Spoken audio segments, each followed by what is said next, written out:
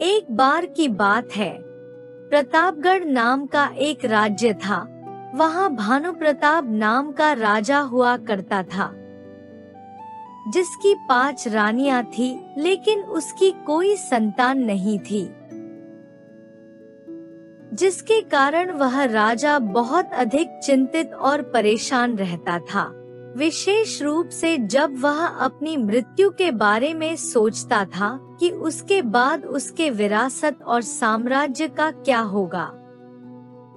तभी एक दिन एक विद्वान ऋषिमुनि राजा के दरबार में आया। राजा ने उनका आदर पूर्वक सत्कार किया।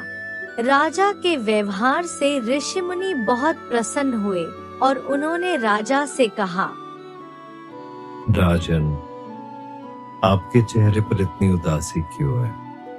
मुनिवर, राज्य में किसी प्रकार की कोई कमी नहीं है, पर मेरी कोई संतान नहीं है, इसलिए मेरे मन में अपने राज्य के भविष्य की चिंता लगी रहती है।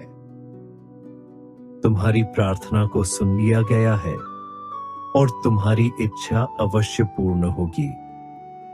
तुम्हारी रानियों में एक रानी को पुत्र रत्न की जल्दी ही प्राप्ति होगी। जब उस राजा ने ऋषिमुनि की बातों को सुना तो वह बहुत अधिक प्रसन्न हुआ।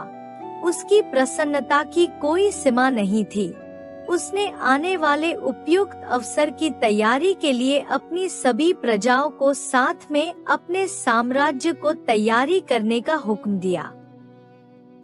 यह खबर रानियों को मिलते ही उन्हें बहुत अधिक खुशी हुई। तब बड़ी रानी राजा से बोली, महाराज, हमारे महल में अब किलकारियां गूंजेंगी। यह सोचकर ही हमें बहुत खुशी हो रही है। तब राजा ने कहा, हाँ महारानी, इस दिन का हम बरसों से इंतजार कर रहे हैं। राजा को शिकार करने का बहुत अधिक शौक था।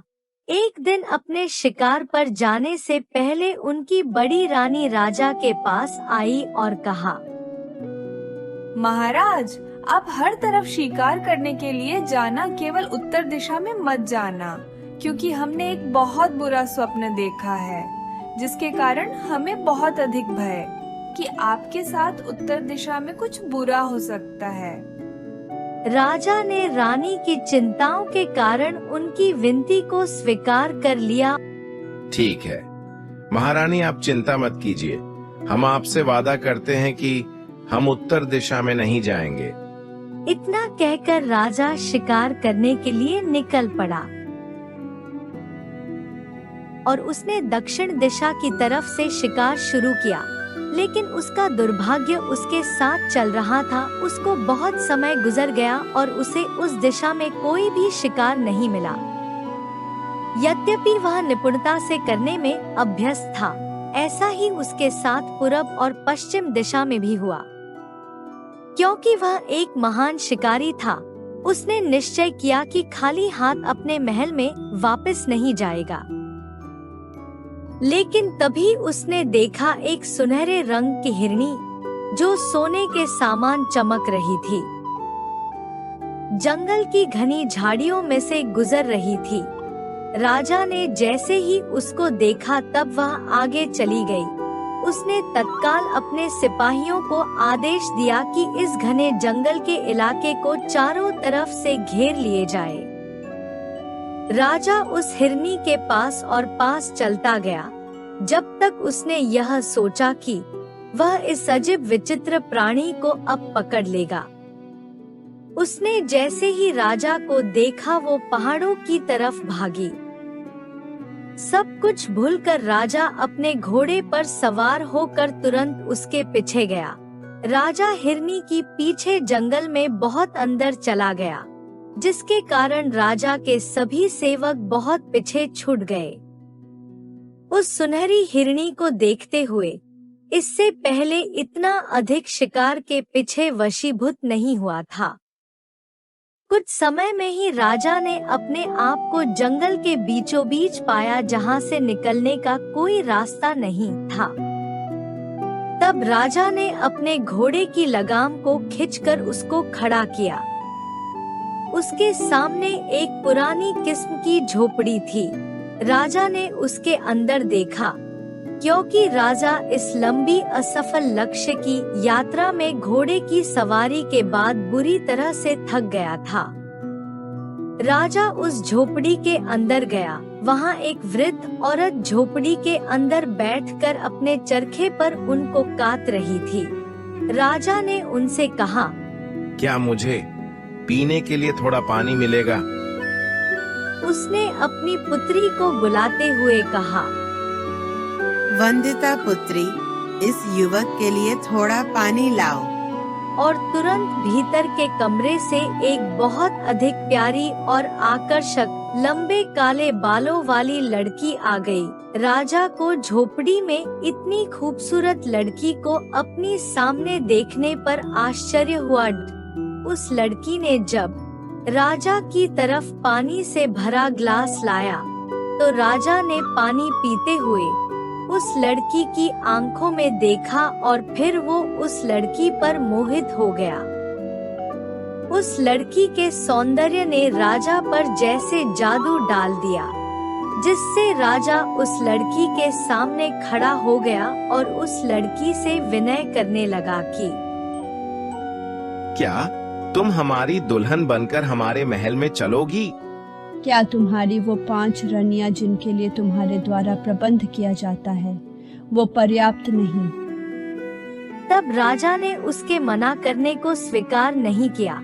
राजा ने उससे कहा, वंदिता, मैं तुमसे ये वादा करता हूँ कि तुम मुझसे कोई भी चीज मांगो, मैं तुम्हें वह अवश्य दूंगा।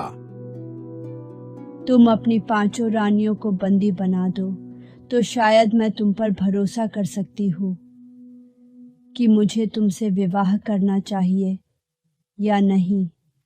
राजा उस औरत के सौंदर्य पर अत्यधिक मोहित होकर वहाँ से चल पड़ा और तत्काल अपने महल में पहुँचा और अपनी 5 रानियों को महल से निकालकर बंदी बना लिया। उन दुखी तड़पती हुई अबलाओं को उसने महल के तहखाने में डाल दिया, जिससे वह सब भाग नहीं सके और वह दोबारा अकेला उस लड़की के पास गया।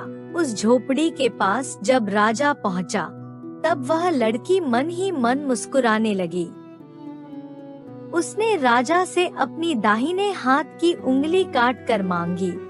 राजा ने तुरंत अपनी उंगली काटकर वंदिता को दे दी। उसने उसे एक तागे में पिरो दिया और उसको अपनी वृद्धा माँ के गले में डालकर अपनी माँ से कहा कि इसको हमेशा अपने गले में पहन के रखना जब तक मैं तुमसे दूर राजा के महल में रहूंगी। इसके साथ ही वह अपने जादू के प्रभाव के कारण राजा की पत्नी बन गई और राजा ने अपनी 5 रानियों के सारे बहुमूल्य सुंदर बेशकीमती आभूषण और सभी कपड़ों को उसे दे दिया, जिसको 5 रानियां पहना करती थी, और उनका महल रहने के लिए दे दिया। इस तरह से उसने वह सब कुछ प्राप्त कर लिया जिसकी उसको कामना थी। अब इसके बाद बहुत जल्दी ही 5 लाचार असहाय रानियां, जिनको महल से निकाल दिया गया था और उनके पति राजा के द्वारा उन सब को कैद में डाल दिया गया था, उनमें सबसे बड़ी रानी ने कुछ दिन बाद एक बच्चे को जन्म लिया। यह बहुत सुंदर लड़का था, लेकिन दूसरी रानियां बड़ी रानी से बहुत अधिक ईर्ष्या किया करती थी। उसके सौभाग्य को देखकर सभी अप्रसन्न थी। पहले वह उस सुंदर लड़के को भी पसंद नहीं करती थी। जब उस लड़के ने यह सिद्ध कर दिया कि वह उन सब के लिए बहुत अधिक उपयोगी है, तब वह सब उसको पसंद करने लगी और उसे अपने बेटे की तरह से मानने लगी। उन्होंने उसका नाम वीरेंद्र रखा और थोड़े ही समय में जब वह उस तहखाने में इधर उधर घूमता तो उसने तहखाने की दीवार को खरोच खरोच कर एक छिद्र बनाया। फिर उसको बड़ा बनाकर उसमें से बाहर निकल गया। बड़ी रानी बहुत परेशान हो गई और बाकी रानियों से बोली, बहुत समय हो गया, वीरेंद्र अभी तक नहीं आया, मुझे बहुत चिंता हो रही है। बाकी रानियां बोली, आप चिंता मत कीजिए, वो जल्दी वापस आ जाएंगे।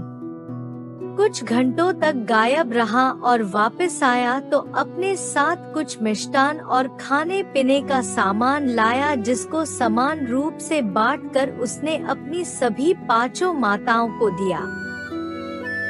जब वीरेंद्र युवा हो गया, वह उस सुराख से हर रोज दिन में 2-3 बार बाहर जाता और आता था, और उसमें से कोई नहीं जानता था कि यह कौन है, लेकिन हर आदमी उसको पसंद करता था। वह बहुत अधिक रूपवान और खुश रहने वाला था। उसे पता था कि उसे इनाम में भुने हुए अनाज जरूर मिलेंगे, अथवा कुछ मिठाइयाँ या भोजन की सामग्री। जो भी वस्तुएं इस प्रकार की उसको मिला करती थी, वह इसे लेकर अपनी 5 माँओं के पास लाता था, जिसकी सहायता से वह सब इस तहखाने में जिंदा रहता थी।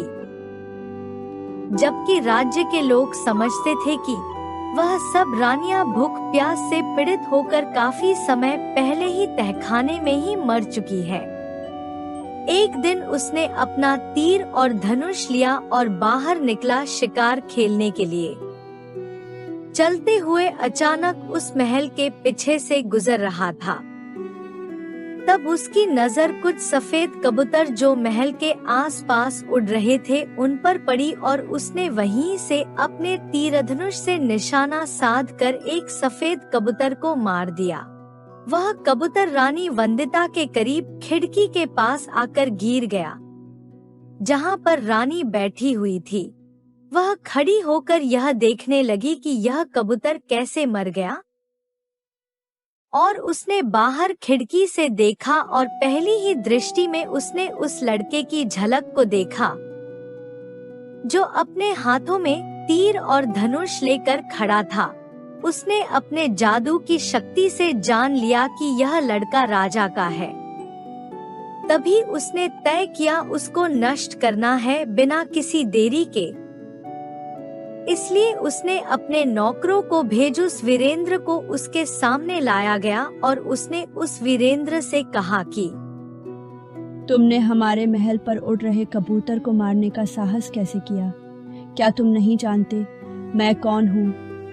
वीरेंद्र ने बड़ी कठोरता से उत्तर दिया, नहीं, यह कबूतर मेरी 5 माताओं के लिए है, जो अंधकार काल कोठरी में है, और वह मर सकती है यदि मैं उन्हें खाने के लिए भोजन नहीं दिया। रानी ने क्रोध से चिल्लाते हुए कहा, दुष्ट लड़के, क्या तुम अपनी माताओं को कैद से छुड़ाना चाहते हो? तो ये कबूतर मुझे दे दो, और मैं तुम्हें रास्ता बताऊंगी जहां से तुम्हें अपनी माताओं को छुड़ाने का सुराग मिलेगा। अगर तुमने ये पार कर लिया तो मैं अवश्य तुम्हारी 5 माताओं को कैद से छुड़ा दूंगी। ये मैं तुमसे वादा करती हूँ। इसको सुनते ही वीरेंद्र इतना अधिक आनंदित हुआ और तत्काल उसने उस कबूतर को रानी को दे दिया। इसके बाद उसने कहा कि वह तुरंत बिना किसी देर के उसकी माँ की तलाश करे, जिसके गले में उसके पिता की उंगली है, जिसको उसकी माँ ने हार की तरह से पहना है। वह उसे अवश्य दे देगी। निर्दयी रानी ने कहा, तुम ये कागज का टुकड़ा उस बूढ़ी औरत को दे देना। इस पर मैंने राजा की उंगली तुम्हें देने के लिए लिख दिया है। इस तरह से वह कागज का टुकड़ा वीरेंद्र को दे दिया, जिसमें इस प्रकार से लिखा था कि इस शैतान के बच्चे को तत्काल मार डालो और इसके खून को पानी की तरह पी जाओ। 5 रानियों का बेटा पढ़ना लिखना नहीं जानता था, इसलिए उसने उस कागज के टुकड़े को बहुत संभाल कर अपने पास रख लिया, और वहां से वह निकल पड़ा उस दुष्ट रानी की माँ को तलाशने के लिए। जब वह यात्रा कर रहा था, उसी बीच वह एक ऐसे नगर में पहुंचा जहां पर उसने देखा कि वहां के सभी निवासी बहुत अधिक उदास और निराश थे। फिर वीरेंद्र ने उन सब से पूछा, क्या बात है? यहाँ सब दुखी और उदास क्यों है? हमारे राजा की एक ही संतान है और वो एक लड़की है, पर वो किसी से भी विवाह नहीं करना चाहती, इसलिए हमारे राजा बहुत उदास और परेशान है। पर राजकुमारी शादी क्यों नहीं करना चाहती है? हमारी राजकुमारी की एक शर्त है, वो उसी लड़के से विवाह करेंगी जिसकी 5 माताएं हो। इसलिए राजा ने यह आदेश दिया है कि जो भी राज्य में नया युवक आएगा उसे राजकुमारी के सामने प्रस्तुत किया जाए। ये बात सुनते ही वीरेंद्र बहुत अधिक परेशान हो गया, क्योंकि वो जल्द से जल्द अपनी माताओं को कैद से आजाद करना चाहता था। इसलिए वीरेंद्र ने उस युवक को जल्दी से राजा के दरबार में ले जाने को कहा। तभी वीरेंद्र को महल में लाया गया। राजा ने राजकुमारी को पूछा और जब राजकुमारी ने उस लड़के को देखा, उसने शर्माते हुए अपने पिता से कहा कि पिताजी, मैं इनसे विवाह करने के लिए तैयार हूँ। ऐसा सुनते ही राजा बहुत अधिक प्रसन्न हो गया। लेकिन तब वीरेंद्र ने कहा, महाराज, मैं तब तक विवाह नहीं कर सकता जब तक मैं अपनी माँ को कैद से नहीं छुड़ा लेता। तब राजा परेशान हो गया और वीरेंद्र से कहा, तुम्हारी माताओं को किसने कैद किया?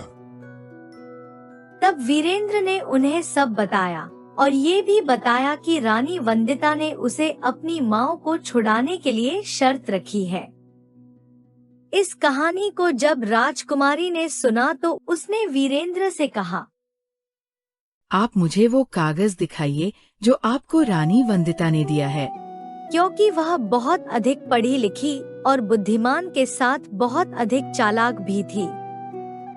जब उसने वह कागज को पढ़ा तो उसने पहले कुछ नहीं बोली, लेकिन उसने एक उसी तरह के कागज को टुकड़े को लिया और उस पर उसने कुछ इस तरह से लिखा कि इस लड़के का ध्यान रखना और इसको इसकी सारी इच्छाओं की वस्तुओं को दे दो। और उसने वह लिखा हुआ कागज वापस वीरेंद्र को दे दिया, जो उसने अपने पास रख लिया। फिर वीरेंद्र वहाँ से निकल पड़ा। लगभग 7 दिन बाद वह उस झोपड़ी के पास पहुँचा जहाँ पर उस दुष्ट रानी की जादूगरनी माँ रहती थी। उसने देखा वह बूढ़ी औरत चरखे पर सूत काट रही थी। उसने पूछा, तुम यहाँ क्यों आए हो? जब उसने उस पर्चे को पढ़ा तो अप्रसन्नता पूर्वक भयानक चेहरा बनाया।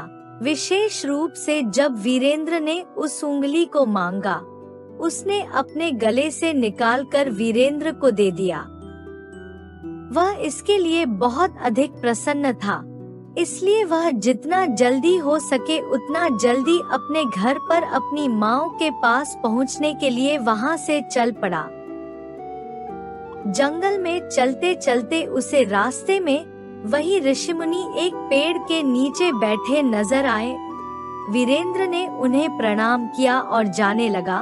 तभी उन्होंने वीरेंद्र से कहा, तो तुम्हारे हाथ में ये तुम्हारे पिता की उंगली है ना?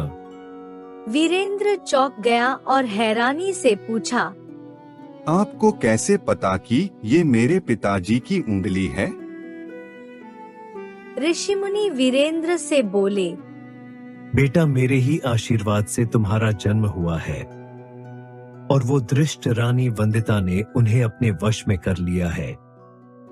वीरेंद्र ने ऋषिमुनि को उंगली दिखाते हुए उनकी तरफ हैरानी से देखा और पूछा, मुनिवर, मैं इसका क्या करूं, मुझे बताइए, जिससे मैं दोबारा अपनी माँ को आजाद कर सकता हूँ। ये उंगली तुम रानी वंदिता को न देकर इसको अपने पिता को दिखाना। इसे देखते ही वो उस दृष्ट रानी और उसके माँ के जादू से आजाद हो जाएंगे। ऋषिमुनि की बातें सुनकर वीरेंद्र महल की तरफ निकल पड़ा। जैसे ही वो महल के पास पहुंचा, उसे देखकर रानी वंदिता का चेहरा क्रोध से भर गया। उसने वीरेंद्र से पूछा, तुम इतनी जल्दी वापस कैसे आ गए? वीरेंद्र ने मुस्कुराते हुए कहा, अपनी 5 माँओं को कैद से छुड़ाने के लिए। रानी ने कहा, राजा की उंगली मुझे दे दो और उसके बदले मैं तुम्हारी माताओं को आजाद कर दूंगी। वीरेंद्र कुछ नहीं बोला और सीधे महल के अंदर राजा के पास चला गया। उसे उंगली लेकर राजा के पास जाता देख रानी वंदिता डर गई। वीरेंद्र ने तुरंत राजा के हाथ में उंगली थमा दी। उसे देखते ही राजा दृष्ट वंदिता और उसकी माँ के जादू से आजाद हो गया और उसे सब स्पष्ट रूप से समझ आया। राजा ने तुरंत अपने सैनिकों को यह आदेश दिया, सैनिकों, रानी को तुरंत बंदी बना लिया जाए। सैनिकों ने रानी वंदिता को पकड़कर कैद कर दिया। राजा ने वीरेंद्र से कहा, मुझे माफ कर दो पुत्र, मेरी एक गलती की वजह से तुम्हें और बाकी रानियों को अपना जीवन तहखाने में गुजरना पड़ा। अपनी पिता की बातें सुनते ही वीरेंद्र बोला, पिताजी, आपकी कोई गलती नहीं है। ये सब वह दृष्ट जादूगरनी और उसकी माँ के जादू का परिणाम था। परंतु आप जल्दी से मेरी पांचों माँओं को कैद से आजाद कीजिए, जो इतने वर्षों से अंधकार में अपना जीवन बिता रही है। और फिर राजा भानु प्रताप ने अपनी पांचों रानियों को फिर से महल में सम्मान पूर्वक लाया गया। कुछ दिन बाद राजकुमार वीरेंद्र अपने वादे के अनुसार राजकुमारी से विवाह कर लिया।